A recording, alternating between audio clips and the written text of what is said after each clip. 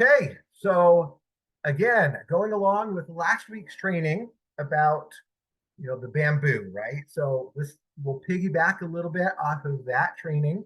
The bamboo idea: plant the seed, it goes under the ground, you don't see anything for a while, right? You keep taking care of it, you keep watering it and fertilizing it and everything while it builds its root system, and then finally, when it's ready, it shoots up, right? And you get it. And even with other kinds of plants, that's the same concept. You plant an apple tree, right? And it doesn't give you a whole bunch of apples for probably several years. You got to plant it, cultivate it, let it grow, and then you'll start to get the fruit, right? And then it'll just keep getting bigger and bigger and bigger as the years go on.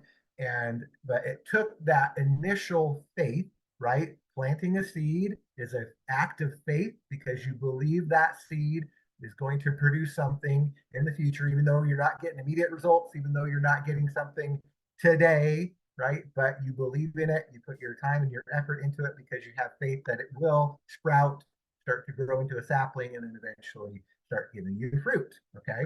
And that's a law of the life we live in. That's how it works. It's the law of the harvest. And today's lesson training is similar in the sense of having that faith, right? And it's called the parable of the pipeline. And this came from a book by Burke Hedges. And it really is an allegory, right? A metaphor for what we're trying to do. Okay. So it's a story about two brothers, Bruno and Pablo. And they lived in a little town 200 years ago. And the village elders assigned them to bring water from a river. Okay, there's a river far away. They don't have water in the town.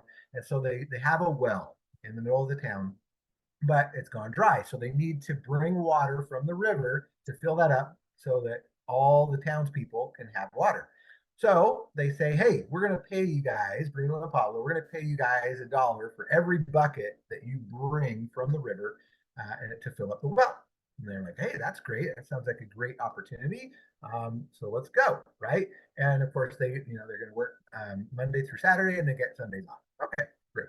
So it's a good idea, right? Pablo and Bruno, they're delighted and they're young and strong and ambitious and they can carry a lot of buckets. And so the first day, they go out and they work hard and they do 50 round trips each. So they each get $50, right? And they're like, yeah, this is great. They're making money. But Pablo, he's tired. His hands are aching and he's not super excited about getting up the next day to do another 50 trips, right?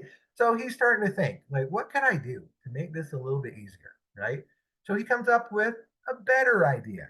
And he's like, yeah, there's got to be a better way. So he formulates his plan to make a conduit, okay, a river conduit that will go from the river to the well. And he shares that idea with Bruno, who just laughs at him, like, no, we've never done anything like that. We don't know what we're doing. And hey, we're making great money. We got this great opportunity here. They're paying us really well. Let's just keep bringing our buckets, right?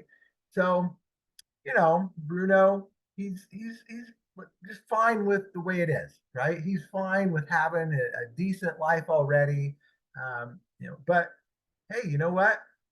Pablo is like, hey, this is a good idea. We should look into it. And we need to buy some tools. We're gonna have to take some of our money that we're making, from carrying buckets, and we're gonna have to invest some of that money into some tools and other things to get it going. And Bruno's going, no, no, no, no, I don't want to do that. Why would I waste some of my money I'm making on that? No, no, no. I'm not interested, right? But Pablo, he wasn't discouraged. He had vision. Okay. He had a vision of what this could be. So he started by himself and he saved some of that money from carrying the buckets and he bought the tools and he bought the materials that he needed. Okay. And, after carrying enough buckets, so, after the work was done, he would return to the river and he started on his project. He started building this conduit. And it was difficult at first because he was not used to it. He didn't really know what he was doing, right? He was just kind of getting started, but he kind of figured it out as he went, right? And it was slow in the beginning. And every day after work, and even on some Sundays, right? Because that was his day off, he was putting his pipeline up, right? His conduit. At the same time, what was Bruno doing? Bruno would finish his work and he'd go with his friends to the cantina, right? He bought himself a big old house. He got himself a new donkey. Okay. So, but the problem is, we all know this, is that in order to maintain his lifestyle, he had to carry even more buckets, right? He had to work even harder to kind of maintain that, keep it going. So soon Bruno discovered that he was even more and more tired, and his shoulders were aching from carrying so many buckets. And his life just became all about how many buckets he could carry, right? And how many drinks he needed to have in the cantina to forget his pain. Pablo, meanwhile, was making slow but steady progress with his pipeline. So, guess what? Soon, Pablo's pipeline was halfway to town. So what does that mean? Well, now he only had to travel half the distance to fill up his bucket. Okay, so he's starting to make a dent in that work he was having to do, right? So this gave him even more time and more energy to finish the rest of his conduit, right? And finally, the great day came where it was completed. So those in town had already seen some of the progress of the pipeline, what he was doing, and they began supporting Pablo. They gathered around the well and he turned on the faucet and the water began to fill the well directly from the river. So now what?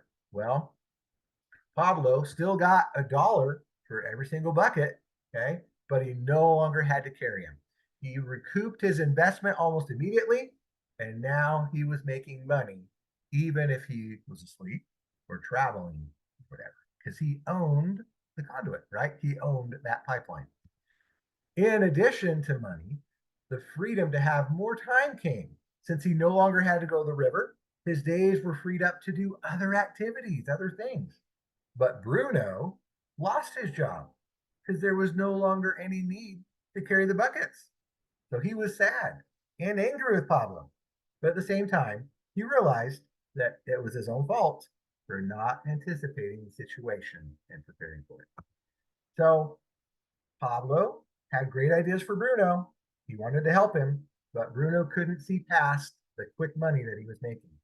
Preparing for the future is hard, but it's so worth it. So, guess what? Your home business, what we're all doing together here, gives all of us the opportunity to build our own pipeline that will allow us to have a residual income and time freedom and a better life. So we don't want to let any more days go by without starting to work on your own pipeline. I would say start today. Start talking to people, get your list together, get people ready, because what we're about to do with our positive social impact is going to not only create all this for us, right? The time freedom, the financial freedom, but it's going to truly bless not only the United States, but the rest of the world by creating an opportunity that will truly fight back against all the economic problems that we've been facing for the last however many years. So, my friends, I'm excited. We're close. Every day is a little bit closer. We're building this pipeline. We got the back end building their side of the pipeline. We got our side getting ready for when it's our turn. It's going to be super, super exciting. So with that, we'll let you get back to your Saturdays. Thanks so much for jumping on today. And we'll keep doing this until the trigger is pulled and we are off to the races. So stay close to the campfire and we'll be in touch. Talk soon, guys. Take care. Good job, Jeremy. Thank you. Thank you. Thank Yeah, you. no problem. Bye.